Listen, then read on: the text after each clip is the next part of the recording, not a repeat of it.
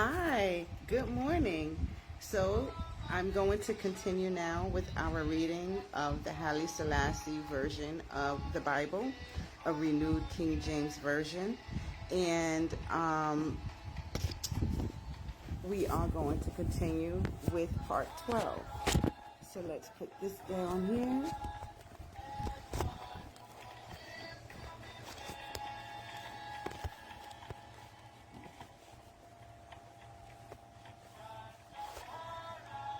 There we go. All right, so this is the Bible.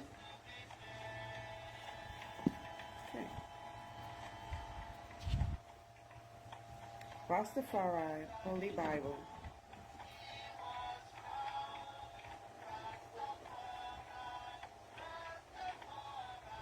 Turning the music down some. Okay, here we go. Rastafari Holy Bible, King Selassie version, KSV, containing the original and New Testament, plus the books of Enoch, Jubilees, and the Kebra Nagast, Excerpt. We in Ethiopia have one of the oldest versions of the Bible.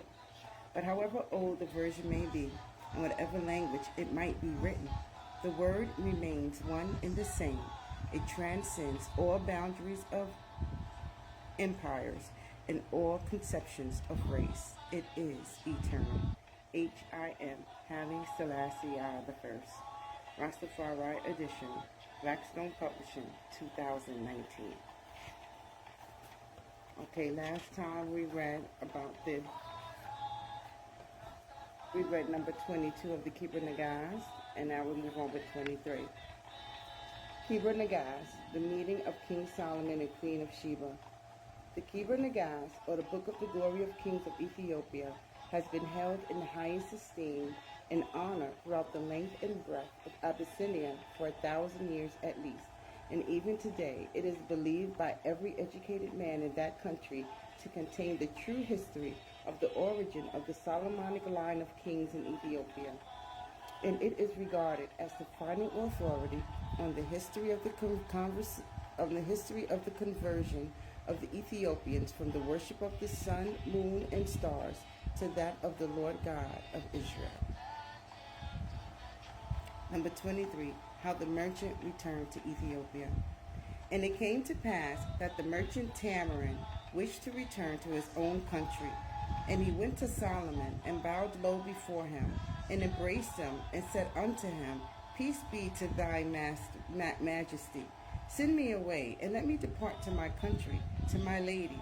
For I have tarried long in beholding thy glory and thy wisdom and the abundance of dainty meats wherewith thou hast regaled me.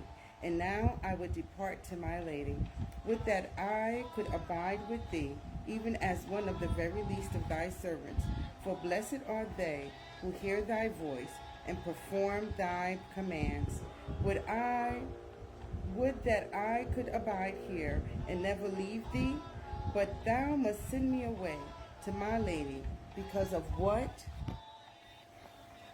hath been committed to my charge, so that I may give unto her property. And so for myself I am her servant. And Solomon went into his house and gave unto him whatever valuable thing he desired for the country of Ethiopia, and he sent him away in peace. And Tamarin bade him farewell, and went forth, and journeyed along his road, and came to his lady, and delivered over to her all the possessions which he had brought.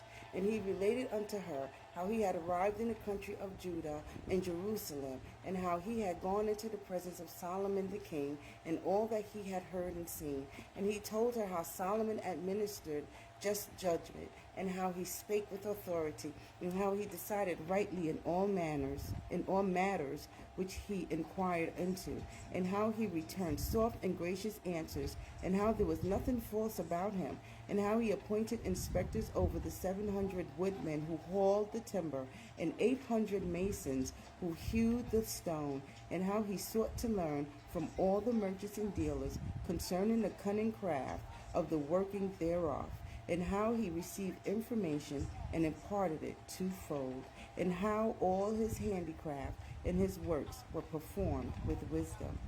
And each morning Tamrin related to the queen about all the wisdom of Solomon, how he administered judgment and did what was just, and how he ordered his table, and how he made feasts, and how he taught wisdom, and how he directed his servants in all his affairs on a wise system, and how they went on their errands at his command, and how no man defrauded another, and how no man purloined the property of his neighbor, and how there was neither a thief nor a robber in his days, for in his wisdom he knew those who had done wrong, and he chastised them and made them afraid, and they did not repeat their evil deeds, but they lived in a state of peace, which had mingled therein the fear of the king.